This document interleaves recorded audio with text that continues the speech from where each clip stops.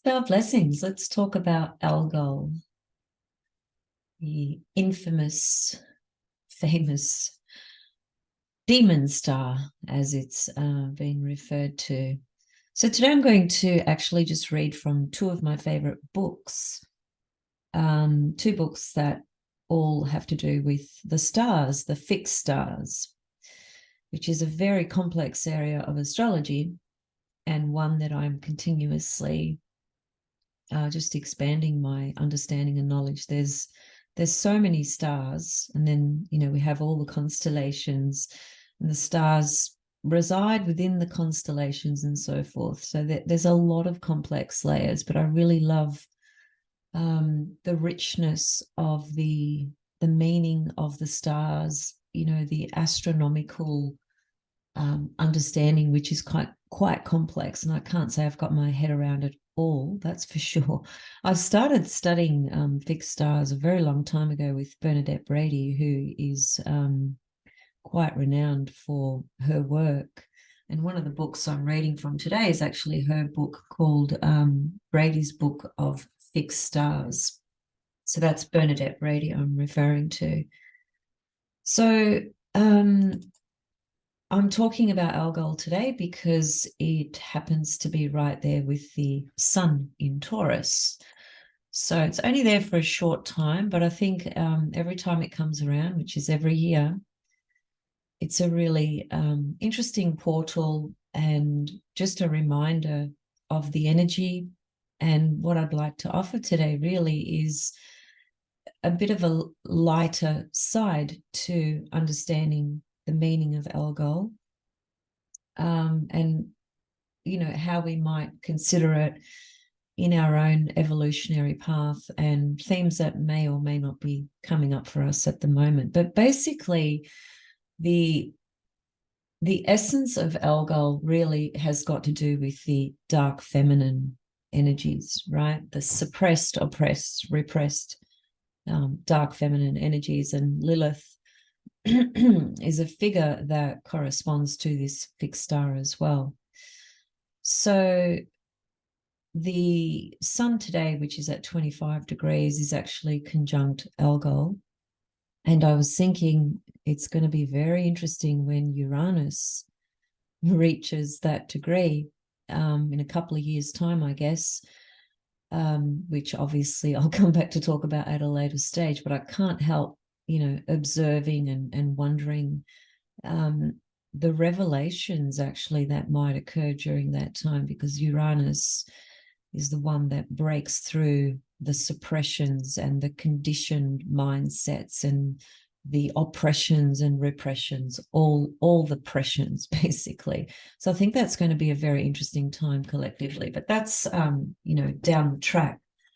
So I'll read first from Bernadette's book, and then I'm going to read from one of my other favorite books, which is called The Magic of the Stars by Roderick Kidston, who is an Australian astrologer. And Bernadette Brady is also Australian, but she lives in the United Kingdom and has been living there for many years now.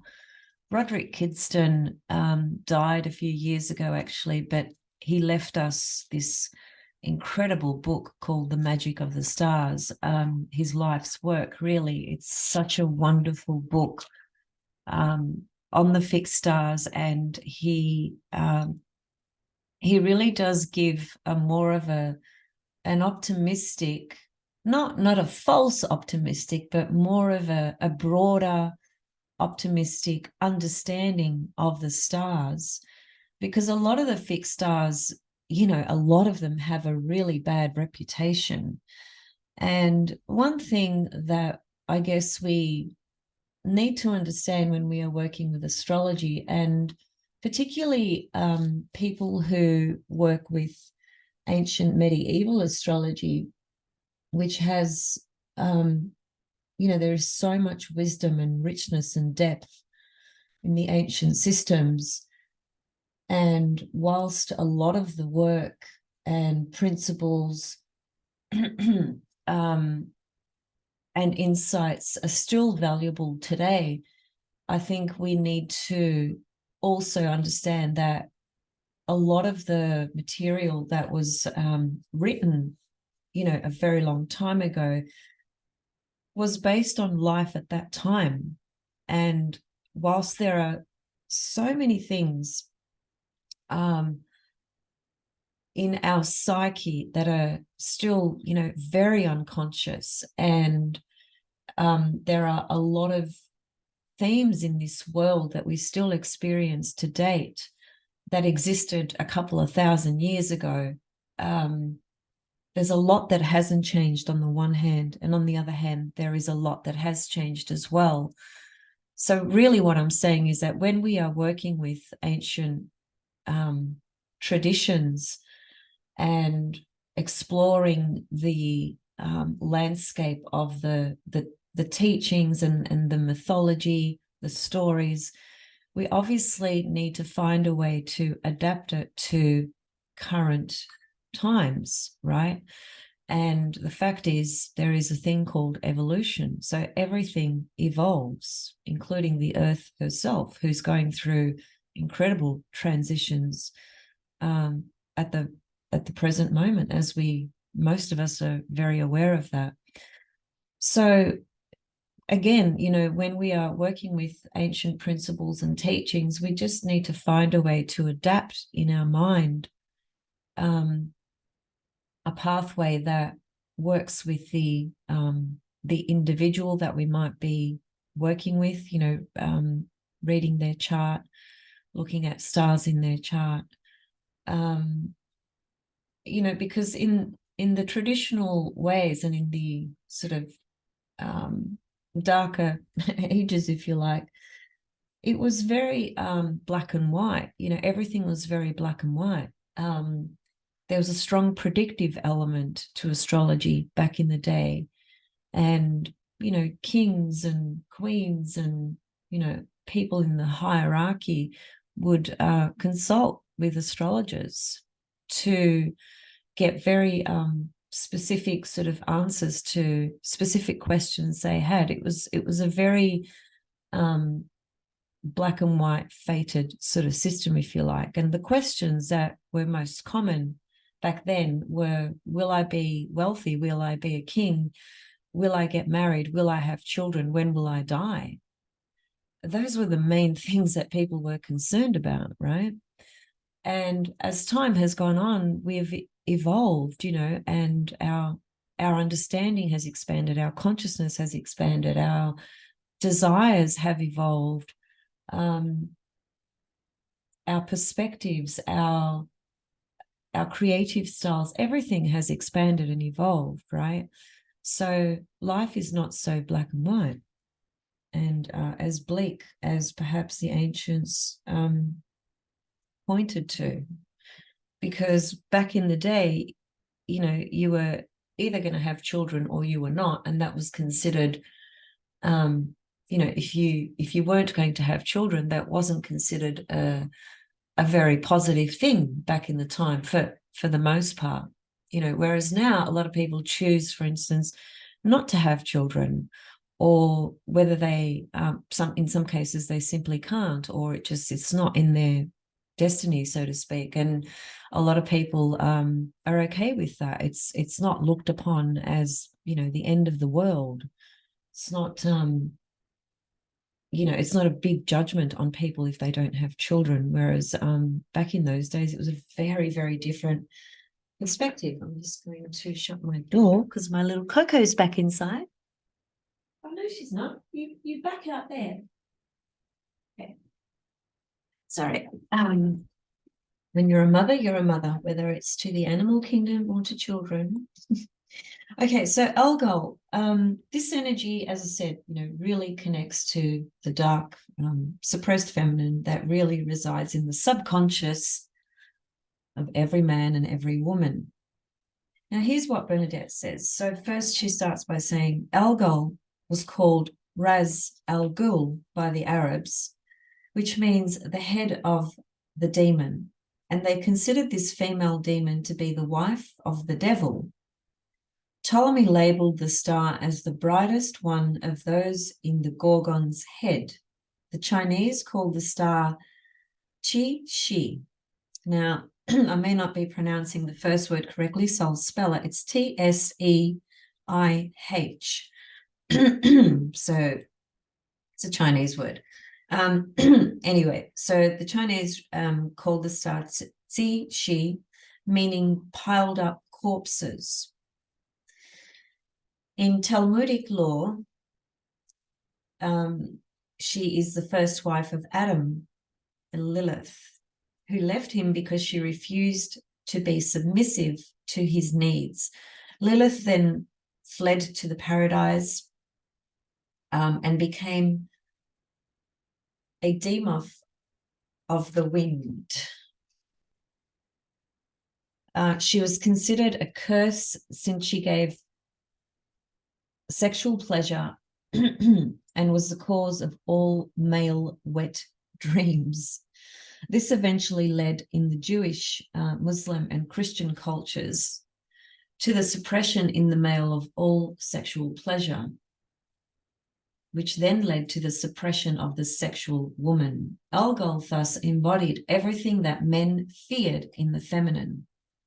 She is not the mother face of the goddess, but rather the passionate lover or the whore. She is female Kundalini energy. In the words of Barbara Black, Coltov, Eve, destined to be the mother of all those who live and made from Adam's own rib, was not as powerful or primordial as Lilith, whom Adam now meets only at night with nocturnal erections as he lies dreaming. And there is the snare of Lilith's vengeful, murderous rage, of which man must evermore be wary. Algol, in other words, is the wild, raw, frightening face of the outraged feminine, which has been labeled as demonic or simply evil. This star seems to contain immense female passion and power. It is the power of the feminine, or the potential power of the mother nature, not to be called evil for being strong. It is the companion star to the nebula Capellus, also in Perseus, which is the male version of this outrage. Albert Einstein had Algol culminating with his Jupiter on the day he was born. Now, the concept, I'm just stopping reading for a moment. There's a level of astrology which connects to the stars, which corresponds to stars culminating, setting, and so forth. And these are connected to the angles of the chart specifically. There's a whole area of astrology there, because if you've got certain stars culminating or setting, on the day you were born, those stars are actually very, very important. Anyway, that's another sort of level. I'll go back to reading again. So Jupiter, Algol was culminating with Jupiter on the day that Albert Einstein was born. And he's remembered for his great work in understanding the power of the atom. That power itself is not evil, but when it expressed itself in the bombings of Japan, then we saw the destructive power of Algol.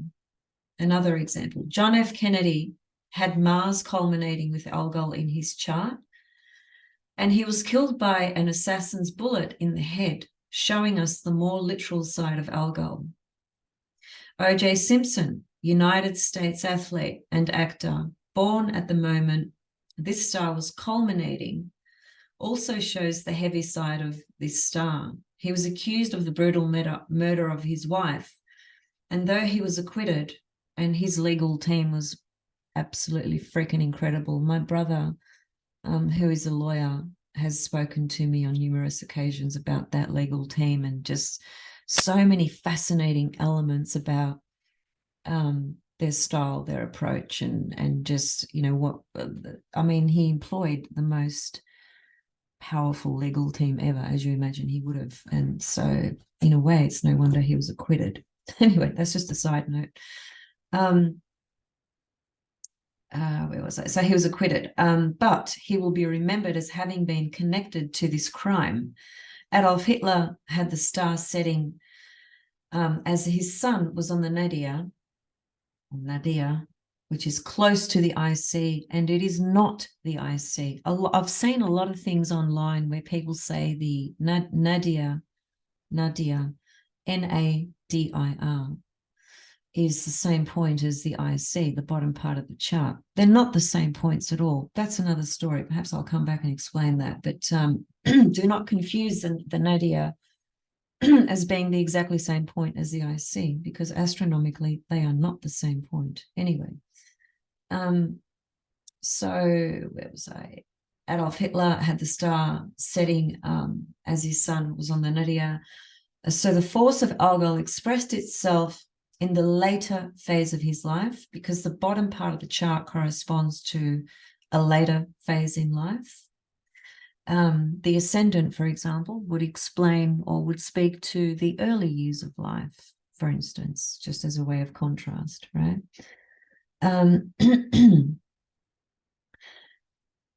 So it expressed in the later phase of his life and influenced his very identity as it contacted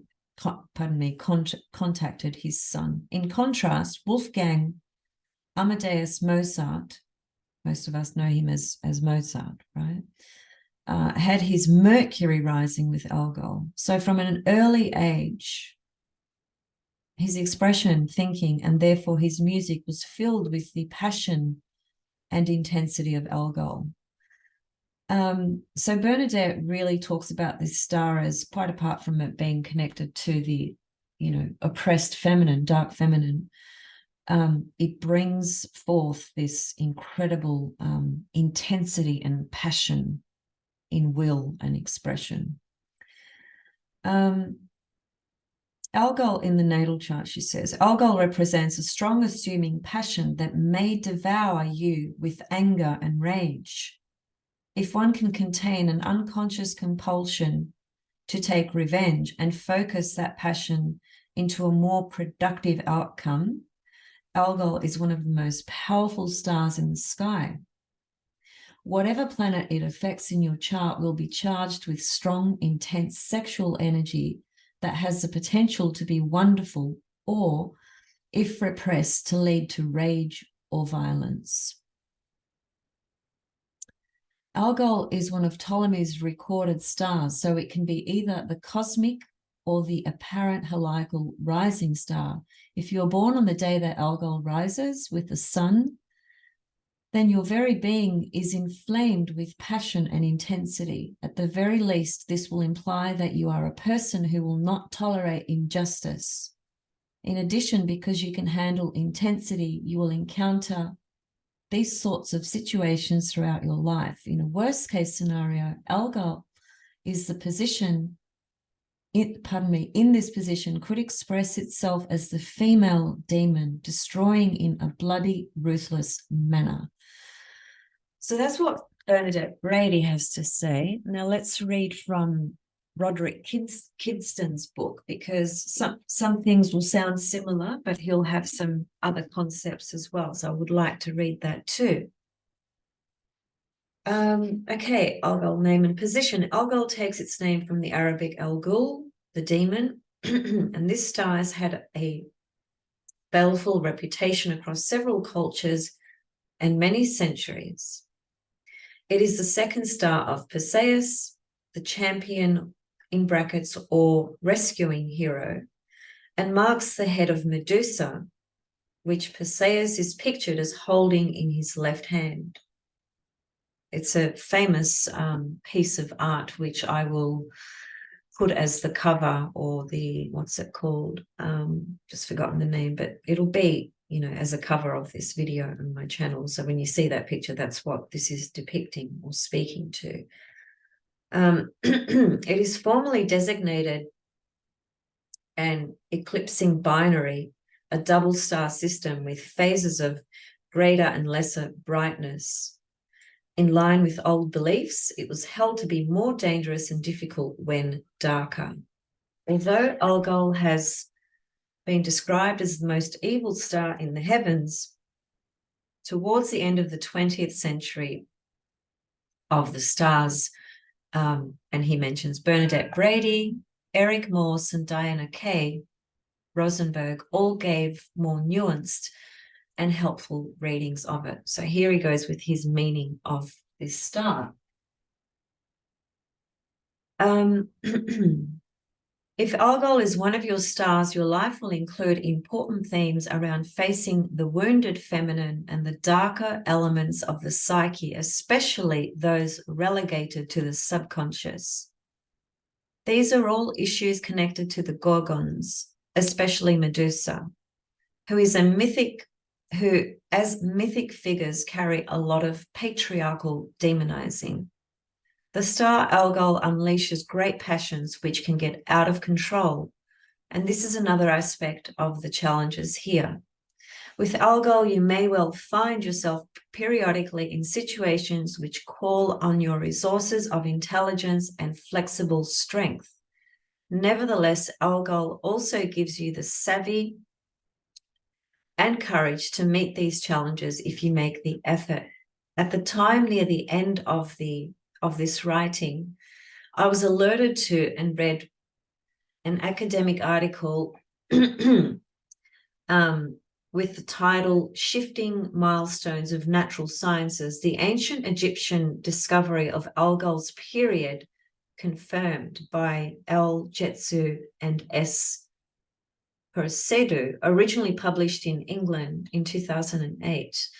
These researchers had investigated the ancient Egyptian calendars of lucky and unlucky days, concluded these related not only to the 29.6-day cycle of the moon, but to the shorter 2.85-day eclipsing period of Algol.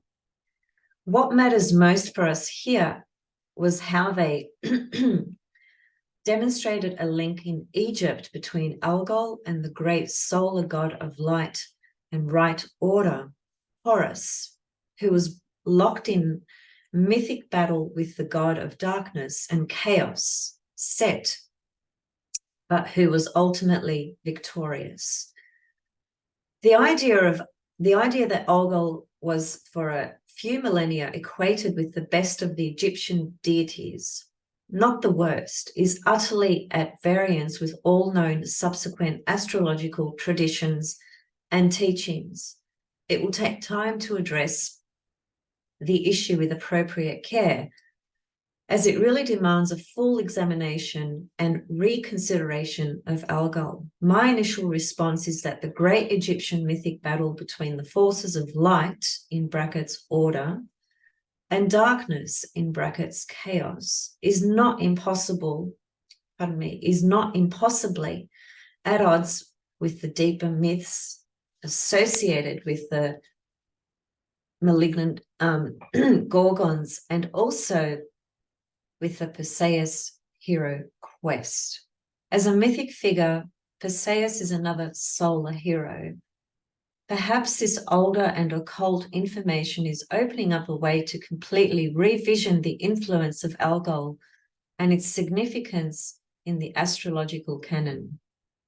The oldest, deepest known layer of archetypal meaning, it now appears Algol is about light, not darkness, or at least it represents light's recurring victory. I really love that, particularly in the times that we are living at the moment, where there's been such a collective slumber and hypnosis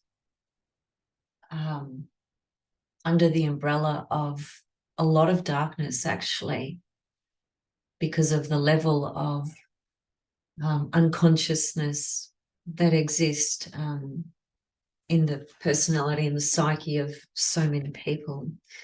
I'll just finish reading here. Even if we still give the brimstone warnings of the established astrological tradition due weight, Algol very often shows up with people who achieve fine things and overcome great odds, continually testing their mettle along the way. There are two big challenges with this: not to lose your head in the sense of becoming frightened or confused, and doing your best not to freeze with fear. either emotionally or intellectually. All up, Algol raises important themes around managing fear and other primitive responses, and above all, it points to the need for good gut, heart, head integration. That's another statement I really like. So really balancing the gut and the heart, right? I suppose the intuition of our gut instincts on things and how we can integrate that with the heart so that I suppose our actions based on the how we have been informed by our instincts on a particular matter, because sometimes instincts can well, instincts are such a powerful thing because they can save your life. Literally, right? So there are many responses to instincts, many insights that can come out of that. But I guess when we connect that with the heart, we are more likely to act through a space of love. That's how I would understand that. Okay. All up, Algol raises important themes around managing fear and other primitive responses, and above all, points to the need for good gut-hearted head integration. You need to cultivate balance and detachment, even what is sometimes glibly called self-mastery. With this star, a gift we can take far back to Egypt's Horus, the hawk-headed god of the perfectly trained will. Once we have these challenges sorted, you can be as poised and heroic as Perseus and keep your head while all those around you are losing theirs. Geez, that's powerful. That statement there is so powerful. I can relate to that in a lot of circumstances in my life, but when I think about the last 3 years, with the frenzy that was created with what I think is a false narrative, I still believe that today. The fear that was injected into people's consciousness because of the power, of media and governments and things of that nature.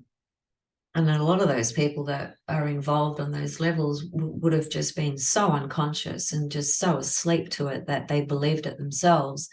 And then, of course, there would be others that knew exactly what was going on and were just incredibly sinister from the approach they were coming from. But when you look at the frenzy, the moral panic that was created the last 3 years, this statement just fits so perfectly, right?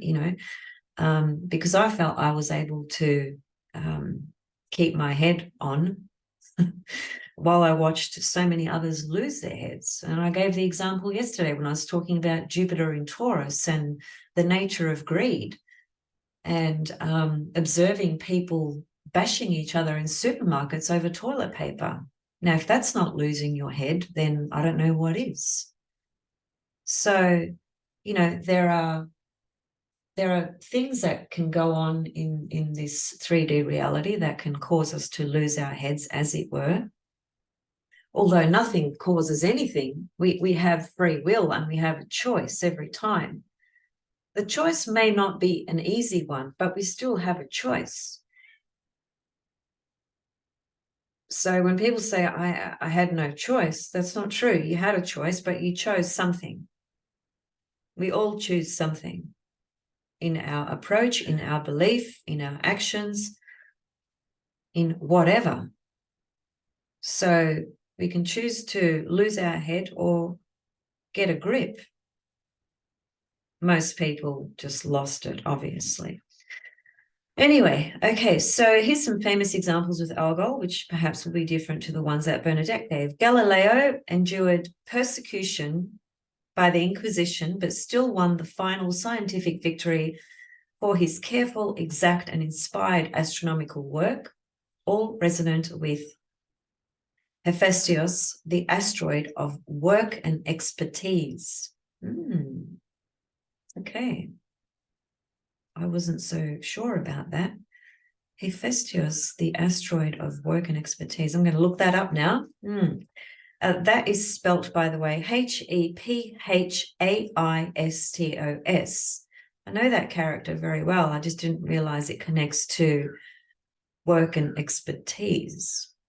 Okay, aligned with this challenging star. So what he's saying is that Hephaestus was aligned with this challenging star for Galileo. Diana Spencer, the beautiful Diana, Princess of Wales. Someone made a comment on my Facebook page yesterday. I posted a picture, which I think is just, absolutely hilarious. And, some people just have no fucking sense of humor, basically. But I'm just going to get the picture so that I can read the... It's a meme, basically, that somebody created, which I think is gold.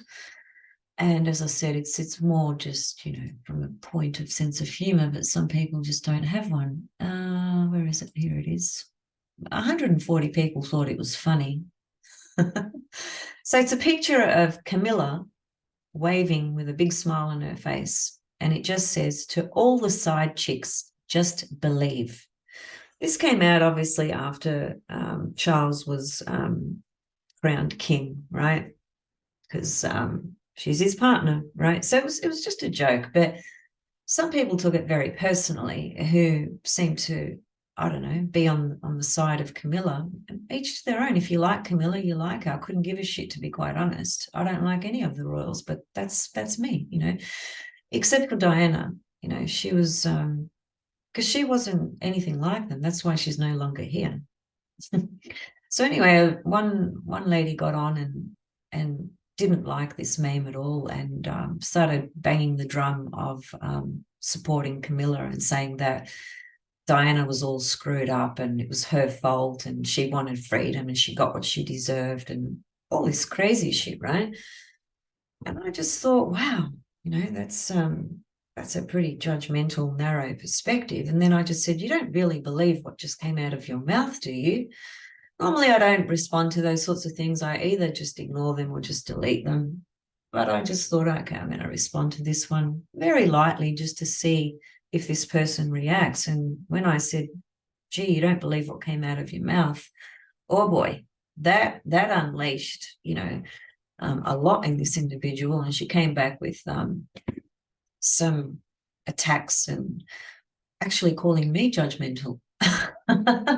Which I thought was kind of ironic. But anyway, I just deleted it and that was that. But that's just a side note story, which just is, to me, it's a way of me weeding out people that I don't really want to follow my work or connect with me because, how can I put it? It's an energy that I don't really want in my field. Yesterday, I spent a lot of time deleting people from my Facebook page, which I started this a few months ago.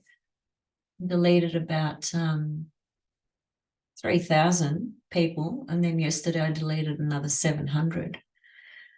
This is from my personal Facebook page because I had 5,000 people there. And I thought to myself, as Pluto's getting close to my ascendant, well, it's right. It's conjunct my ascendant now, but it's my ascendant is 2 degrees and Pluto is 0. So it's been within orb since it was 29 Capricorn, actually. But it's, as it gets closer to my ascendant, it's just literally just totally removing anything energetically out of my field that I'm finished with and that really does not serve any purpose in my own evolution moving forward. So it's not coming from a place of anger or spite or anything like that. It's just a recognition that I don't really want to interact with. Could be a group, it could be an individual, or whatever, right? And we all have that choice as well, because I've really been reflecting so much on especially with all this Taurus energy, and I've spoken about this, I think, in the new moon video and with Jupiter in Taurus as well, new moon in Taurus, Jupiter in Taurus, just about our taking care of our core energy and being very conscious and aware of where we are investing our energy. Because even on social media, you know, you may think that having 5,000 friends or 3,000 friends or whatever, it doesn't mean anything. It just means that you might get more likes on your posts, you know, big deal kind of thing. But what's the exchange energetically? You know, it's with souls or individuals that it's not that you want to wish them harm or anything like that. Absolutely not. You know, when you wish somebody harm, it just comes back to you anyway, right? So there's no point in that. But it's just about being aware of how you are investing your energy and where you are dispersing your energy. It's about creating clarity, you know, in yourself, in your life path, in what you are choosing to do, why you are choosing to do it, what's the motivation behind it. It's called, you know, development, evolution, right? Being clear, being honest, being authentic. That's what it is fundamentally. Now, I did go on a bit of a side tangent then, but that's okay. Maybe somebody needed to hear this. Maybe some of you didn't. I appreciate you listening either way. So as he was saying, Diana Spencer, Princess of Wales, had Venus with Algol, and her journey with love and loss was dramatic and cathartic, yet gave her a tragic heroine status for the centuries. Sublime mystics and spiritual teachers, Sri Ramakrishna and Swami Muktananda, had the connecting North Node, Ramakrishna, and sensitive soul-making Psyche, Muktananda, with Algol, but both helped their followers to face and conquer their fears. That's brilliant. I love that. American polymath and scholar of myth, Joseph Campbell, one of my favorite people, the hero with 1,000 faces. God, that guy had so much wisdom, so much insight. He was an Aries, actually, he was just incredible. I still watch a lot of his work, lectures that he gave. There's a lot of his lectures circulating on Facebook, 10-minute clips, 5-minute clips, 2-minute clips, whatever. And I re-listen to them over and over again because there's so much wisdom there was so much wisdom in his consciousness, in his ability to understand myth, just blows me away every time I listen to him. Okay, so Joseph Campbell, who wrote The Hero with 1,000 Faces, amongst other great texts, had asteroid Gilgamesh, archetype of the original solar hero who conquered monsters, aligned with Algol. Wow, I didn't know that. That's really mind-blowing for me because of just how much I love Joseph Campbell, and I didn't realize Algol was prominent in this way. But see, it's really interesting. Roderick Kidston is obviously very aware of the various asteroids, and there's thousands upon thousands of asteroids, right? And there's more and more discovered all the time. But he refers to an asteroid called Gilgamesh, right? Which most of us wouldn't even know about. Some of us might, or just wouldn't pay attention to. But look at how significant the asteroid Gilgamesh was for Joseph Campbell, because it was right there with the asteroid Algol. And if you know anything about Joseph Campbell, one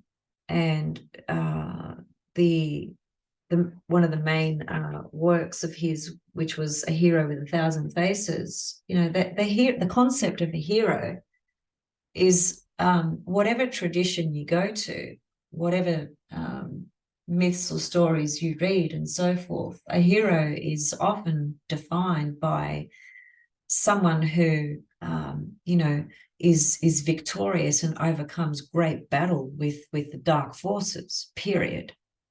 Now that can be expressed and seen in infinite storylines, and Joseph Campbell was just brilliant at the understanding of this heroic figure, which is in all of us, right? And the the battles that the hero must overcome.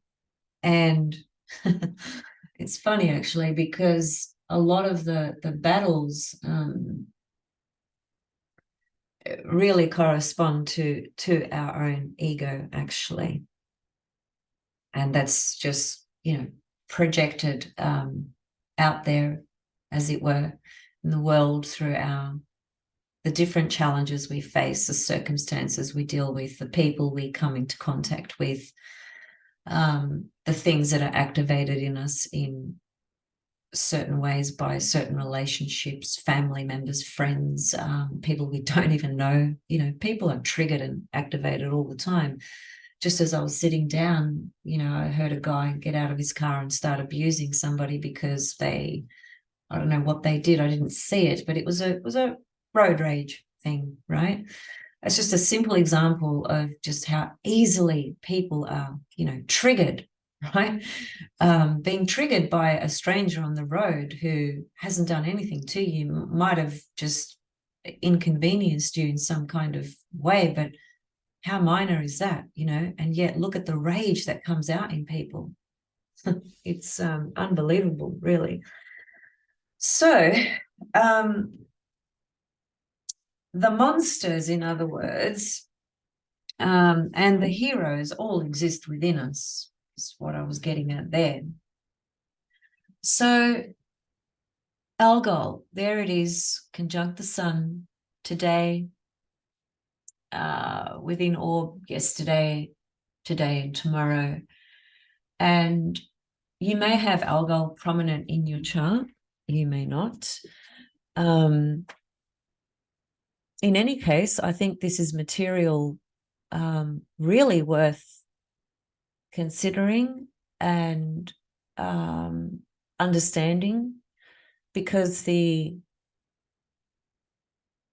dark feminine, Lilith, who's really the wild feminine that was just suppressed through orders, systems, traditions, and so forth, which really began at the transition of the matriarch into the patriarch. That's when all that began, really, thousands and thousands of years ago. So the dark feminine, who has been demonized for so long, is just an aspect within all of us, whether we are a man or a woman. And it is up to us to heal that and to give it a voice and to understand its beauty and power, and to decondition our perspectives, our beliefs and our mindsets on unconscious material within us, conditioned subconscious and unconscious patterns in our own psyche, which we all have, that speak to the suppressed feminine. Because until that is healed within every soul, we will not see the true harmony and peace and beauty of what's inherent in nature. It's always there. It can never be destroyed in nature. But in humans, it is distorted, fragmented, broken, and so forth. And that's why we continuously witness violence against children, against women, against men. Violence occurs everywhere on so many scales, you know, collectively, individually, and so forth. So until we recognize, each of us individually,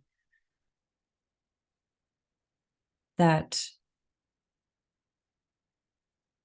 the dark feminine is not a demonic entity, it is merely a distorted a distorted archetype or energy within us that just needs to be healed and recognized for its inherent beauty and power. And so when I think about Algol and Lilith and all this energy, with the sun at the moment, the sun is consciousness, spirit, light. And as Roderick Kidston said, whereas Algol traditionally has always been referred to as the demon star, as though it's this dark force, we've now come to understand that it's actually the light. And this reminds me also of the asteroid Lucifer, which I want to come back and do a video on that material as well, and I will at some point. But this reminds me of Lucifer, the asteroid, and also Lucifer, which just means light bearer, as in the Venus star point. Venus's journey and descent into the underworld. She's the light bearer. So can you see how distorted so much of the feminine through the repression and projection and denial has created such a distortion in the psyche of humanity. And when something is distorted and suppressed, it's got to find an outlet. And through the projected channel, when something is projected, it is not integrated.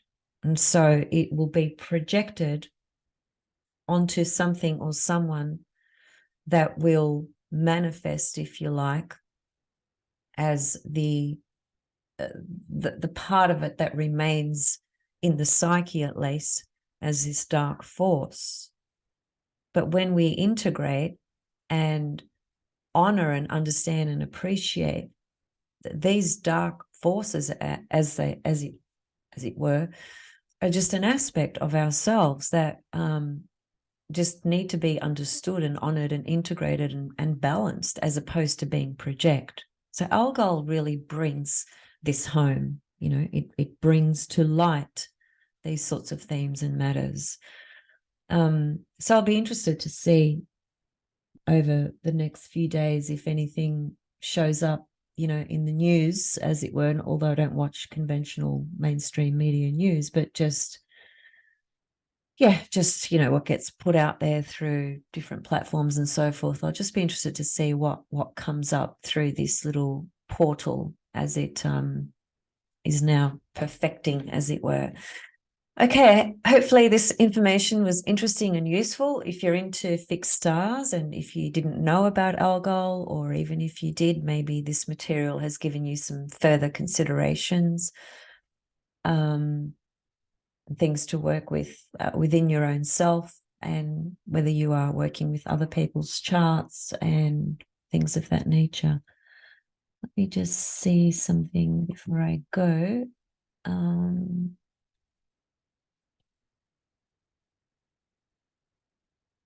Yeah, okay, I'll leave it there. See you guys very soon. Thanks for listening. Hope you enjoyed. Love and star blessings.